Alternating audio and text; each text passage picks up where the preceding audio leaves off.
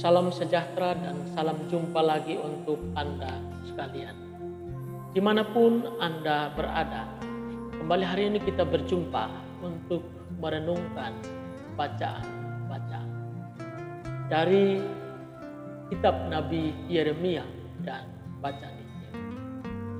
Judul permenungan kita hari ini, Tuhan membuat kita baik karena Ia mengasihi kita. Saudara-saudari yang terkasih, ketika membaca pernyataan atau sebuah tulisan dari seorang yang bernama Max Lucado, saya terkejut dan sejenak berpikir apa maksud dalam dari tulisan atau refleksinya ini.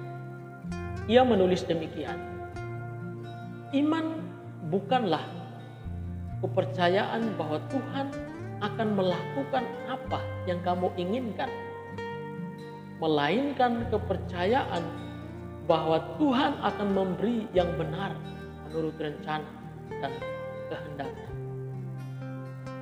Tulisannya ini menggugah saya untuk coba merefleksikan bagaimana kehidupan iman saya, dan secara khusus dalam hubungan dengan kehidupan doa saya, ataupun bisa jadi Anda sekalian, bahwa dalam kehidupan iman kita, dalam kehidupan doa-doa kita yang nyata, ada kecenderungan kita memaksa Tuhan untuk mengabulkan doa-doa kita.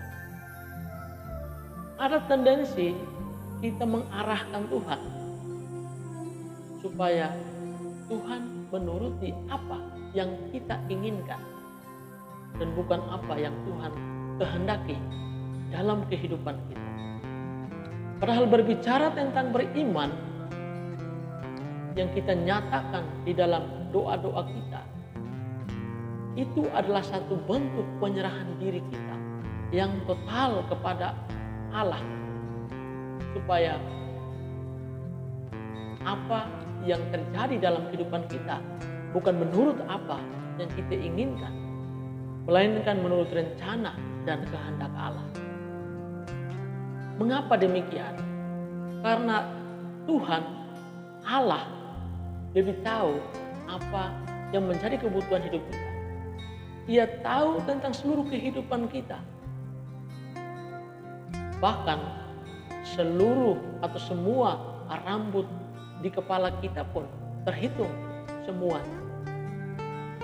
Maka yang terpenting dari kita adalah penyerahan diri kita yang total kepadanya dalam setiap wujud doa kita, entah permohonan kita ataupun apapun doa-doa kita. Kita menyerahkan diri kepadanya supaya semua yang terjadi menurut kehendaknya dan bukan keinginan kita. Menarik bahwa bacaan pertama hari ini dalam kitab Nabi Yeremia berkisah kepada kita bahwa Allah bersabda kepada Nabi Yeremia supaya pergi ke rumah tukang periuk untuk belajar bagaimana tukang periuk itu membentuk bejana tanah liat. Secara singkat dikatakan bahwa di sana Allah bersabda kepada Nabi Yeremia demikian, seperti tukang periuk apabila bejana yang sedang dibuatnya dari tanah liat itu rusak, ia akan mengerjakannya kembali menjadi bejana yang lain menurut kehendaknya. Begitupun dengan Allah, Ia akan mengubah kehidupan jemaatnya yang telah dirusakkan atau yang telah rusak karena dosa atau kelemahannya. Ia akan mengubahnya menurut kehendaknya. Maka yang terpenting di sini adalah bagaimana kita sebagai ciptaannya, sebagai orang-orang yang telah percaya kepadanya, menyerahkan diri kita secara tulus dan total kepadanya. Karena lihat, Allah pun akhirnya mengutus putranya sendiri supaya untuk mengubah ataupun untuk menyelamatkan kehidupan manusia. Allah menghendaki supaya kelak kita menjadi tanah bejana, tanah liat yang indah, yang dapat menjadi persembahan yang indah pula di dalam kerajaannya.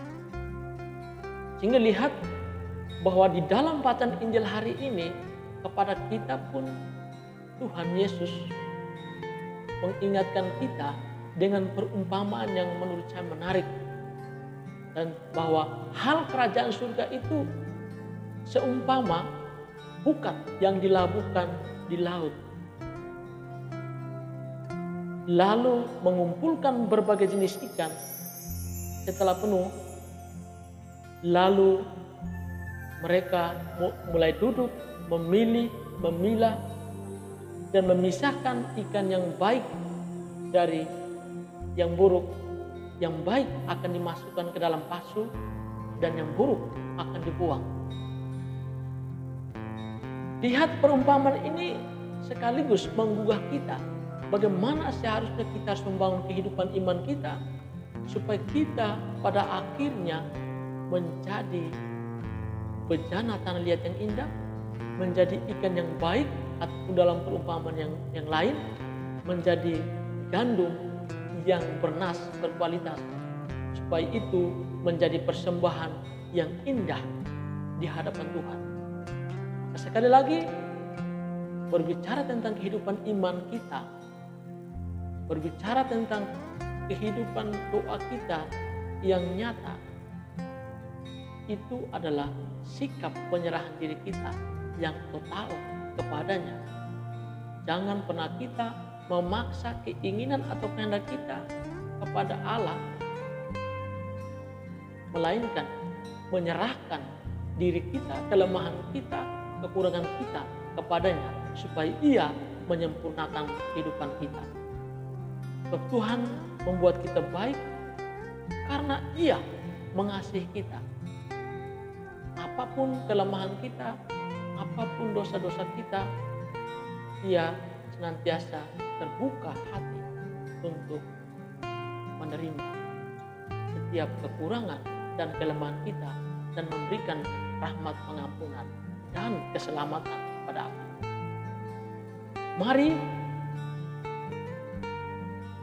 kita semua akhirnya diajak untuk senantiasa memberikan pandangan yang benar dalam membangun iman, harap, dan kasih kita kepada Allah, supaya kita hidup bukan menurut apa yang kita inginkan, melainkan menurut kehendak Allah dalam kehidupan kita. Sikap iman kita, sikap iman, harap, dan kasih kita yang benar menentukan kualitas keindahan diri kita yang layak di hadapan Tuhan. Ingatlah, Tuhan membuat kita baik karena Ia mengasihi kita. Tuhan Yesus memberkati.